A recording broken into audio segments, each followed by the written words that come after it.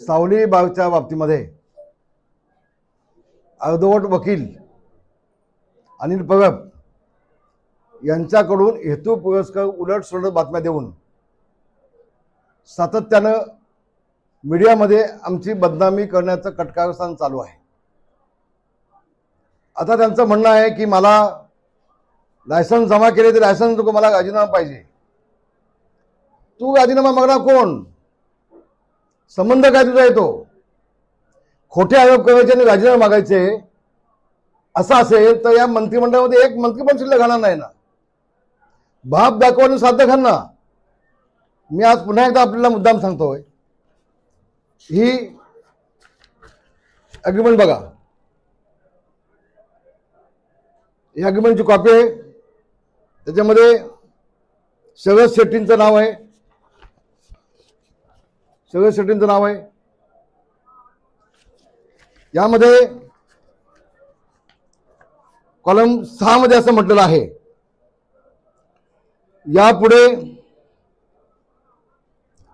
धंदा चालवण्यासाठी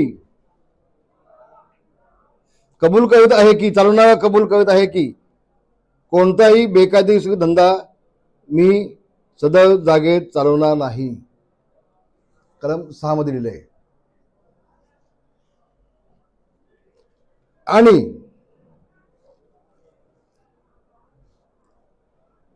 केवळ यामध्ये दिलेल्या नुसार हॉटेलचा धंदा सदर जागेतून मी चालवीन आणि कोणतीही शर्त या करारनाम्यातील ज्याचे उल्लंघन धंदा होईल असं मी करणार नाही, असं कलम 6 मध्ये त्यांनी म्हटलेलं आहे।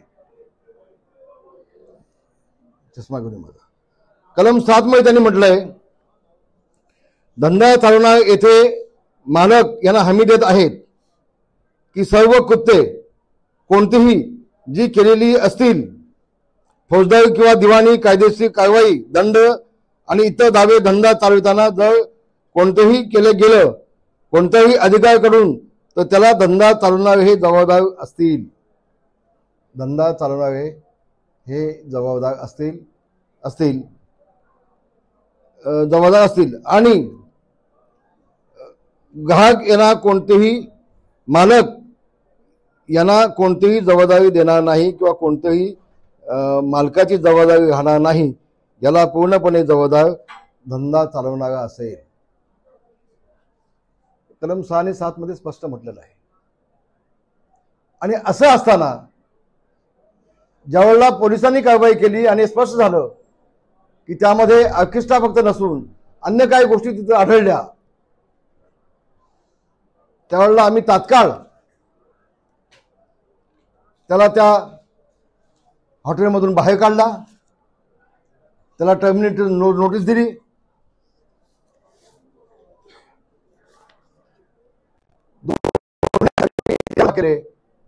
हे 13 लायसन्स जमा केलेले आहेत।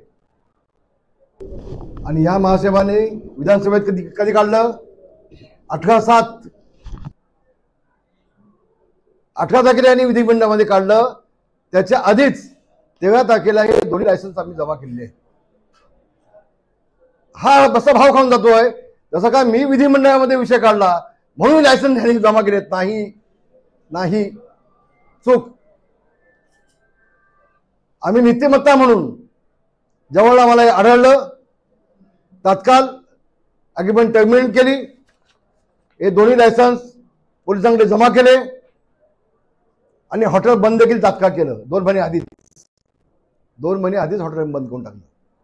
आणि 1.5 महिन्यानंतर या महाशयाने आणि म्हणून या हॉटेलचा आणि गृहराज्यमंत्री योगेश कदम यांचा दुरान्वयी संबंध नाही। काय संबंध आहे तो राजीनामा देण्याचा? एखादी व्यक्ती महिला का धंदा करू शकत नाही का? व्यवसाय करू शकत नाही का? आणि ज्यांनी चालवणारी व्यक्ती आहे बघा, यामध्ये of skin dance in hotel 2016 act मध्ये कलम 8 मध्ये स्पष्ट म्हटलेलं आहे।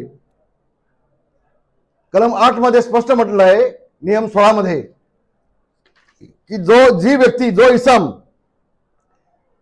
सदा हॉटेल चालूच असेल पूर्णपणे जबाबदारी त्याचीच असेल असं नियम 8 मध्ये स्पष्ट म्हटलेलं आहे. आणि हे महाशय हे दारूचा ऍक्ट सांगतायत, ते मुंबई ऍक्ट सांगतायत, ते महाशय दिशाभूल करतायत आपल्या सगळ्यांची. आणि म्हणून मी आपल्याला एवढंच सांगेन की पुन्हा पुन्हा पुन्हा पुन्हा तेच विषय येत आहेत. तुम्ही लायसन्स जमा केले, लायसन्स जमा केले. आम्ही जमा केलेले पहिल्या पत्रकार परिषदेमध्ये मी सांगितलं, पहिल्याच प्रेसमध्ये मी सांगितलं. मला पुन्हा पुन्हा मुंबईतून सगळे फोन येत आहेत, अनिल मासे म्हणतायत. कोण अनिल हा देव आहे का, भगवान आहे का, जो नियमबाह्यपणे विधिमंडळामध्ये हा विषय काढतो, नियमाच्या बाहेर जाऊन काढतो, एखाद्या सदस्याला नोटीस 35ची नोटीस न देता हा विषय काढतो. आम्ही आता विधानसभा अध्यक्षांना पत्र दिलंय की नियमबाह्यपणे त्यांनी विधिमंडळामध्ये केलेले आरोप हे पटलावरून तात्काळ काढून टाकावेत. यांनी 35ची नोटीस दिली नव्हती आणि ज्याच्यावरती आपण आरोप करतो तो जर सदस्य सभागत नसेल तर त्याच्यावरती आरोप करता येत नाहीत. आणि म्हणून बेकायदेशीरपणे या अर्धवट वकिलांनी जे आरोप केलेत ते सभागृहाच्या पटलातून तात्काळ काढून टाकावं म्हणून आम्ही सन्माननीय अध्यक्ष सभापतींना अर्ज दिलेला आहे, पत्र दिलेलं आहे. अजून अध्यक्ष महोदय मुंबईला आले नाहीत, ते आल्यानंतर पुढचा योग्य तो निर्णय होईल. पण एक गोष्ट मी आपल्याला सांगतो, या गोष्टीचा कुठेही आम्ही पाठिंबा दिलेला नाही. आम्ही आतापर्यंत स्वच्छपणे जगलोय. ज्याला चालवाय दिलं होतं हॉटेल त्यांनी जर का नालायकपणा केला असेल, अनाधिकृत काम केलं असेल तर त्याच्यावर तात्काळ आम्ही कारवाई केली. लायसन रद्द करून टाकले, त्याला बाहेर काढून टाकला. आणि या मंत्र्यांचा त्याशी या घटनेशी काडीचाही संबंध येत नाही, राजीनाम्याचा संबंध येत नाही. ह्याला राजीनामा हवेत म्हणून तुम्ही द्या. अरे वा, काय खाऊ आहे का, काय मंत्रीपद असंच मिळतात का, तर तुमच्या नशिबात नाहीत. पण इतक्या संघर्षानं ज्यांनी आमदारकी पुन्हा तुम्ही प्रयत्न केलेत, योगेश कदमांना पाडण्यासाठी उद्धव ठाकरे आणि अनिल परब यांनी जंग पछाडले. असं असताना देखील ते निवडून आलेत. आणि फक्त आपण पाहतोय मागच्या 4 वर्षापासून फक्त उद्धव ठाकरे आणि अनिल परब हे फक्त योगेश कदमांनाच टार्गेट करत आहेत. विधानमंडळामध्ये गेल्यापासून पहिल्या दिवसापासून अनिल परब हे फक्त योगेश कदम यांना टार्गेट करत आहेत उद्धव ठाकरेला खुश करण्यासाठी. आणि मी एवढंच सांगेन, उद्धव ठाकरे असू देत, अनिल परब असू देत, तुमची स्वप्न कधीच साकार होणार नाहीत. कावळ्याच्या ओरडण्यानं कोण त्याची दखल घेत नाही. तर त्यांनी किती कावकाव केलं, आम्ही याची दखल घेत नाही. आम्ही आणखी अधिक जोमानं काम करणार. योगेश कदम आणखी जोमानं काम करणार. जनसेवा ही सेवा या माध्यमातून जे काम गेल्या अनेक वर्षापासून चाललंय त्यामध्ये कुठेही आम्ही थांबणार नाही. कुणी वंदा कुणी नंदा, जनसेवा हाच आमचा धंदा. याच माध्यमातून भविष्यामध्ये पुन्हा आम्ही आमच्या कामाची सेवेची जनसेवेची वाटचाल चालू आहे. आम्ही डान्स बार सारखे धंदे आम्ही कधी केलेले नाहीत, त्याला पाठिंबा कधी दिलेला नाही. आम्ही लोकांचे संसार कधी उद्ध्वस्त केले नाही. आम्ही लोकांचे संसार बसवण्याचं काम आतापर्यंत केलंय. एवढंच मी आपल्या सगळ्यांना सांगेन, आपल्या माध्यमातून महाराष्ट्रात सांगेन. आणि म्हणून ही त्यांनी अनियमित जी केली होती त्याच्यावरती तात्काळ आम्ही कारवाई केलेली आहे. धन्यवाद. जय हिंद, जय महाराष्ट्र.